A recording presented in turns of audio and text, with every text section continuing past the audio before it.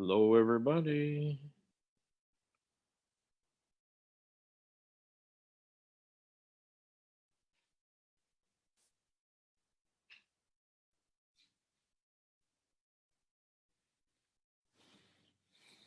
How's everybody doing tonight? Kind of had a blurry picture there for a minute.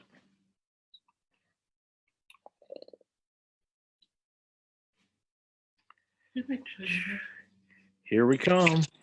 Huh? I was on there and it kicked me off. Oh, yeah, because you were probably on the other meeting. Yeah. All right, we're live already, so All right. I wanted to make sure we went live quick enough. So, hello, everybody. I see people are coming on. Tracy's on there. Scott, Craig, and them are on there. Gary and Lois are on there. Scott, give us an update how you're feeling. Let us know about that a little bit.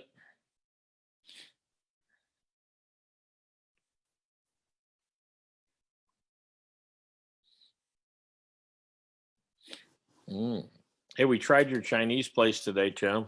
Oh, did you? Yep. Did you get the shrimp fried rice? We didn't get that today. We just got General Cho's today with egg rolls, and that the egg rolls. You're right, best hands down egg rolls ever. That's what I said the first time I had one. But if you ever get like a quart of the shrimp fried rice, they give whole pieces of shrimp, and oh man, it's fantastic. Well, when we go again, I'll be trying that for sure. So, hi, Joni. Good to see you on here. Hey, Dave. Ellen and Ed are on here. So, oh, Todd, the Tool Man Taylor. What's up?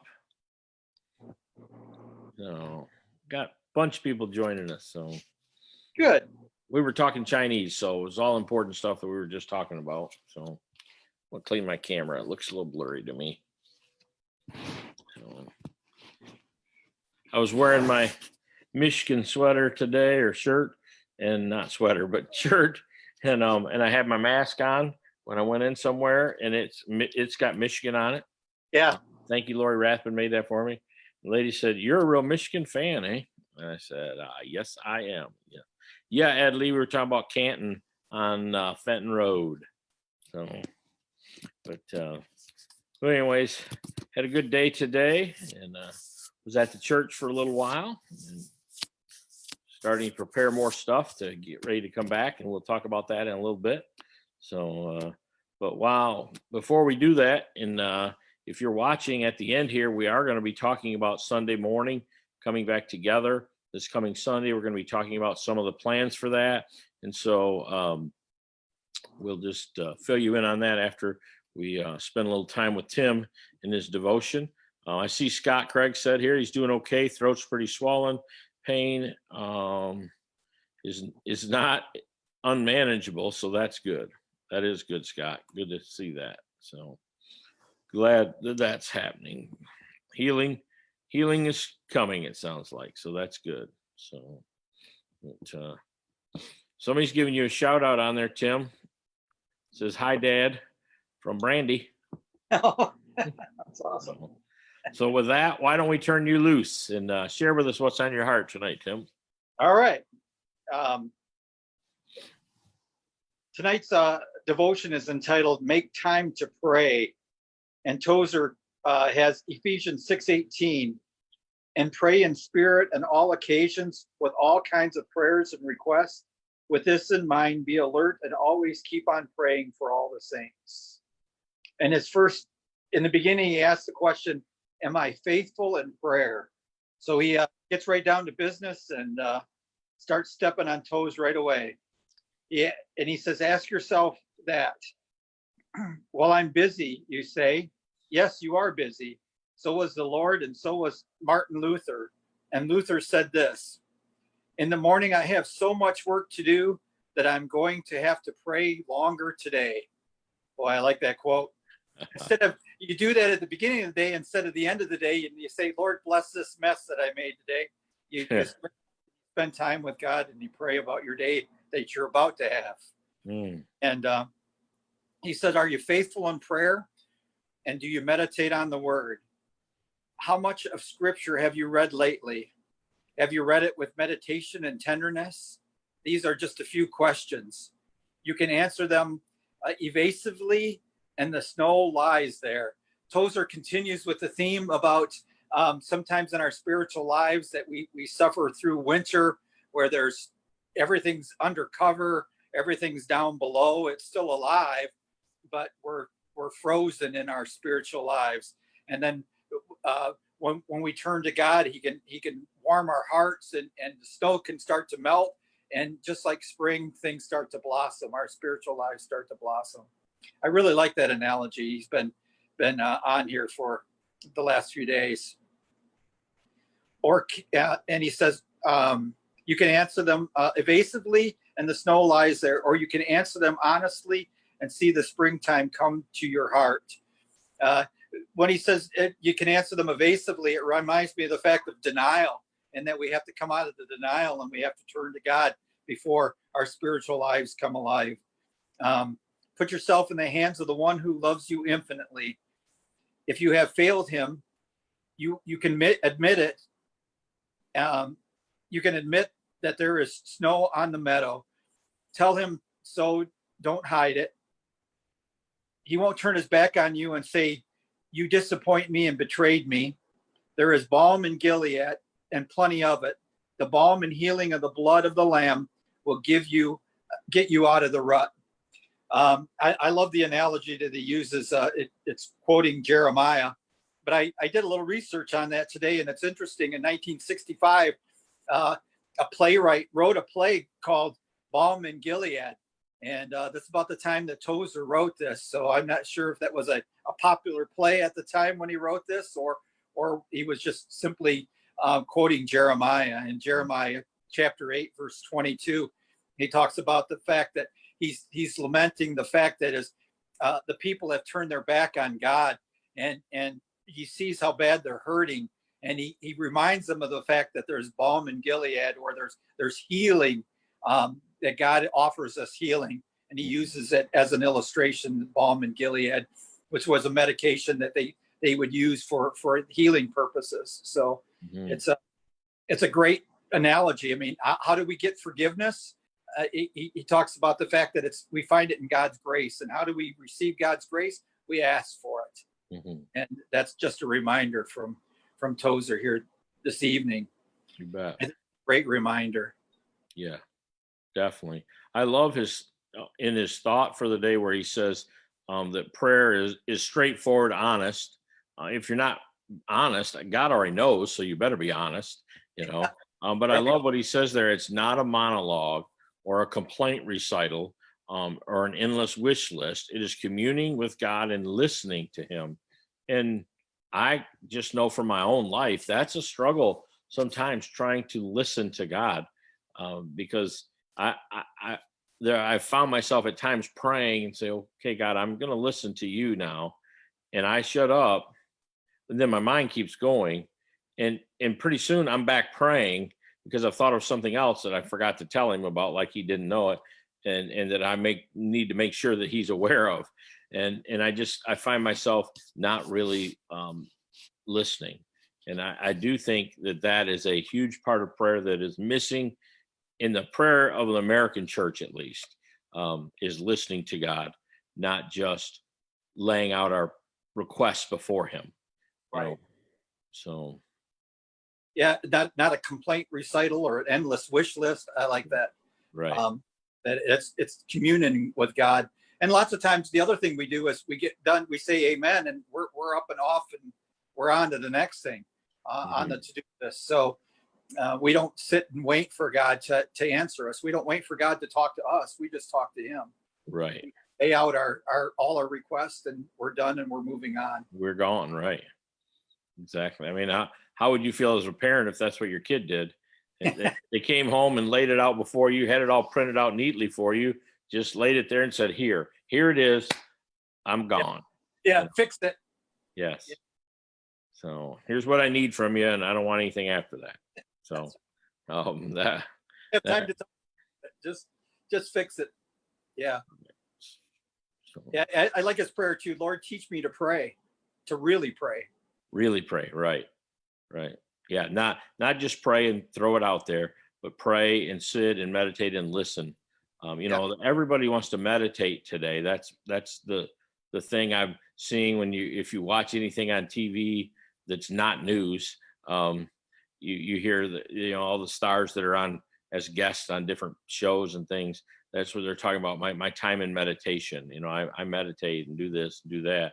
Um, and Scott Craig said here, relationships are a two-way conversation, very much so.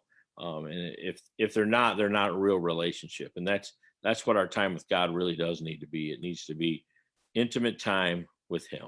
So definitely, Communication's two-way. And if you don't have communication, you don't have a relationship. you So bet, you bet. So, well, thanks for that reminder, Tim. I appreciate that very much, and we do need to be thinking about that, and probably even more so as the days approach us here.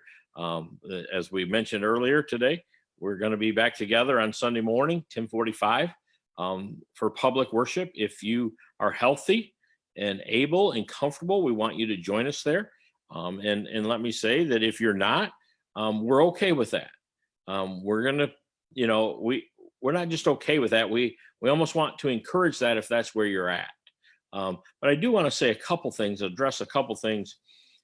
Some people have asked, the other night it was asked on here, does the executive order being extended to the 12th, is that going to affect our coming back on May 31st?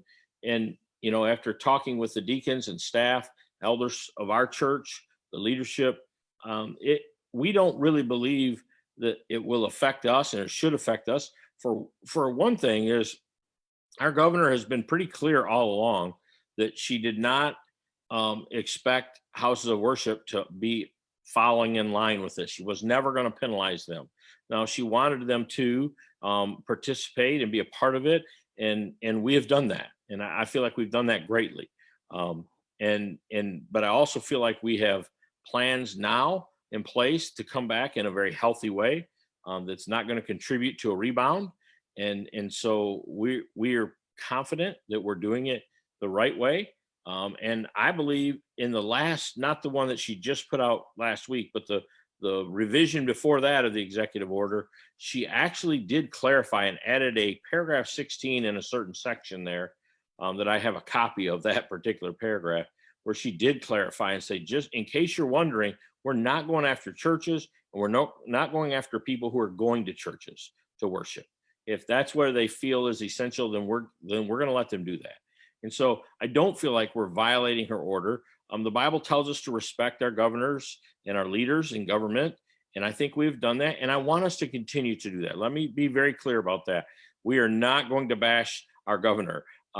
Now, I realize there are people who disagree with her greatly personally, and that's okay. But I want you to know that as the leader of Westside, we're doing our very best to be supportive of her decisions, whether we agree always or not. We want to pray for her.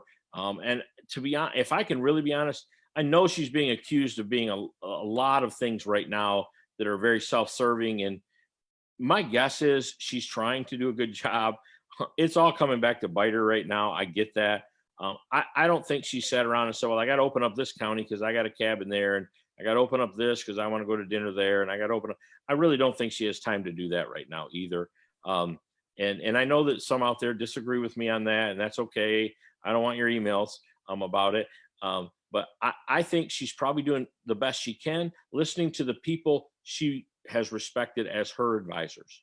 And, what else can we ask there of that? Would I like some things to be different? I really would. But I'm going to love her in the way that we can love her, and that's through praying for her, and that God would guide her and direct her. And so I want us to be respectful. I don't feel like we're breaking that respect in going back, and our leadership doesn't. We talked about that again today. You were on that call, Tim, and I think we all agreed that we're not trying to be disrespectful in any way, and we don't want to be that or portray that. We want to go back, and we believe worship is essential, if at all possible. safely done. And so here I'm going to read 10 things that we are going to do that we think are going to help us approach this safely.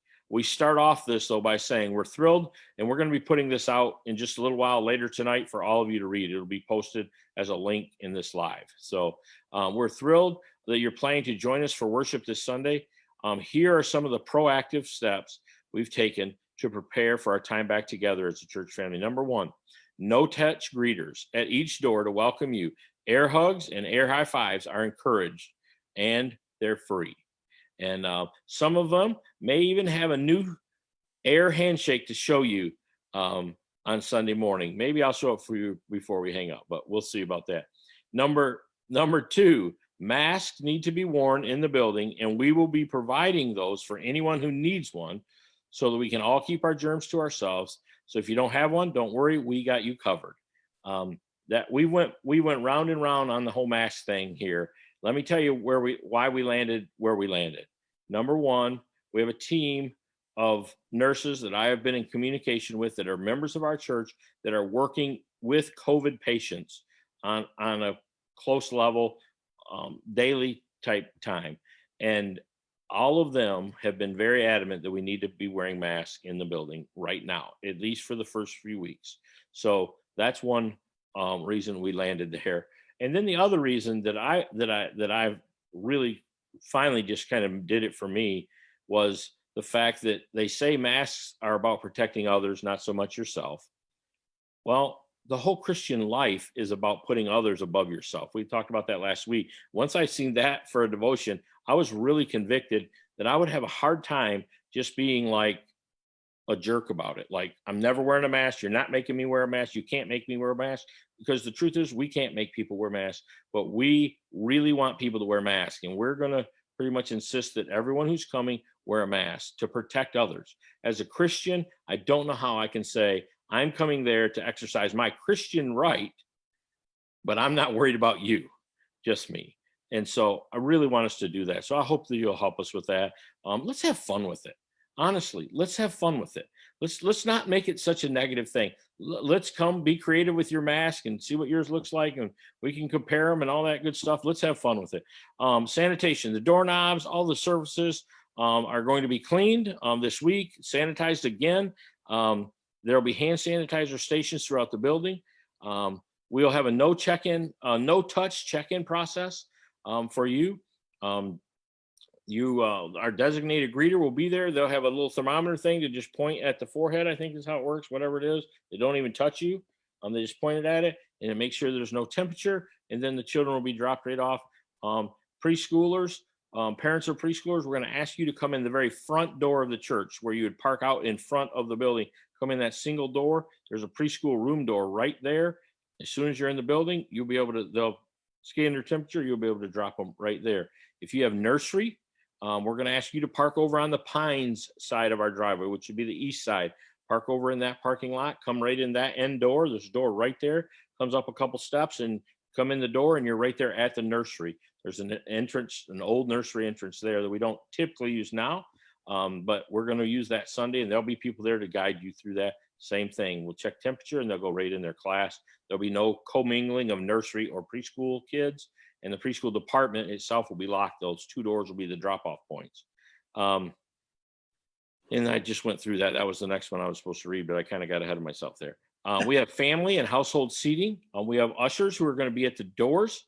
I believe it'll be Ron Cottle, Mike Schweikert, and Ed Lee will be at the door of the worship center to kind of help point you. We have chairs in groups of 2s, 3s, 4s, and 5s. And I realize a couple families are bigger than that. We're just going to ask you to take up a couple of those. And so we'll have people to help with that. We have all of our social spacing, we're calling it, with our seats already spread apart. And so they're already properly done. And to be honest, I think it's going to feel pretty good. I was worried it was going to feel really distant. Do you think it's going to feel distant, Tim? No, not at all. Yeah, I felt like it's going to feel really good, actually. We're limiting the doors opening times. And so the doors are going to open at 10:35, 10 minutes before. The doors are going to open, and we're going to ask you to come in. and with your mask, and just go into the worship center and let one of those guys help you there. Keith Lawrence and Jimmy Cox are going to be at some of the doors. Lee Willingham will be at a door. Ron Emmerling will be at a door. And so you'll be able to come in and just be greeted by them with a air high five or an air hug, or that other one I was talking about. And so then we'll have an orderly dismissal time. At the end of the service, we'll start dismissing from the back to be able to let people go directly out through the hallway to their cars or to the parking lot. And if you want to hang out in the parking lot and talk outside, hey, that's awesome. Great idea. But we're not going to want people to congregate in the hallways. Some people have asked about restrooms. We're going to encourage you to use the restroom at home if you can. We're only going to be here for that hour and 15 minutes of worship time. If you need to use the restroom, the doors are propped. We ask you not to move them. Just go in. They're propped at the right angle where you can get in and not touch them, but yet still provide some privacy for those in the restroom. And so we've asked for you to do that. And we have disinfectant soap in there, we have hand sanitizer in there, and we do ask that if you have children that you go in with them for that. As always, if you have a fever, a cough, or something of anything of that nature, please stay home and join us online. Please do that for us. We don't want to be part of a rebound from our church, that's for sure. So anything I didn't cover there, and I know I just covered a lot really quick for a lot of people, and I don't know if we've had many comments because I've been reading my notes and not watching what's been on here. And so I don't know where we're at on different comments from people. But anyways, we're excited about it. Go, Tim. Yeah. What do you got? Yeah, I'm excited. I've been talking to a phone for how long now? 8 weeks or whatever it's been. I'm looking forward to talking to some faces. So Sure, even with a mask. So. Yeah. And one thing that I don't want to say I'm worried about, I want to address though, is that I feel like this coming back together with all of these plans and policies will make it fall a little short of what we would really like. We'd all like to come in and have big giant hugs, but we're asking you to really be respectful of the policies that we've laid out here. We have thought through them, prayed through them. I've worked with pastors all over the country, literally, on some of these policies, and they may seem really simple to you, but man, they have not been simple to us. But we know it's not going to do everything to be back to exactly normal how it was before, but we do think it's going to add to us being able to worship together again. And so we're just asking you to be very respectful of those things that we put in place. And let's try that for a few weeks, and then we'll see if we can tweak it and make adjustments. We may tweak it. We'll be looking at it every week if we need to make adjustments. So once again, I'm so thankful that you guys have joined me and stuck with me. I see all the likes and hearts and everything. And yes, the Sunday online is going to be on YouTube again, just like it always is. It'll be there and that'll continue. It was before the pandemic. It'll continue after the pandemic. And so you'll be able to join there if that's where you choose to. So thanks again for hanging tonight for extra long time. I will talk a little bit more about it this week as we continue to do these devotions each night this week. And so any final word there, Tim? Anything from you? Yeah, I was just thinking that when you talk about us still doing it on YouTube, we've learned a lot of stuff for how to do it on YouTube. And I think we've been learning something every week. So we'll continue to do that and be able to bring it in a better way than we did before this. Yes. Our YouTube is going to be improved because of this time. No doubt about it. Our presentation online is going to be improved. We know we're going to have a presence there. And I believe we're going to have some classes there still. I think we're still going to do some devotions like this during the week. And so if that's something you want, I believe that we're going to still have that. And so I'm excited. I want us to have fun with this. I don't want to come back dreary because we're wearing a mask or whatever, or because we're far apart or we can't hug. Let's celebrate that. Let's just celebrate it. And I would love for you to just have fun with it Sunday morning. And so I hope that you'll come up and give me an air high five. I hope you'll give me an air hug. And to be honest, I hope you'll give me a west side. And you're like, what's a west side? Let me show you a west side. I hope I do it right. This is the time I really need to do it right. You got all week to practice on this. So if you can, I'd love, and the door greeters would love to get a west side from you. And a west side looks like this. Got it? W, fist. W, S, really, if you're talking sign language. So give me a west side. There you go. So I hope you'll give us one Sunday morning. I'll be waiting in the hall to give you one. So talk to you later, west side. Love you all. See you then. Thanks so much. Bye-bye. Have a good night.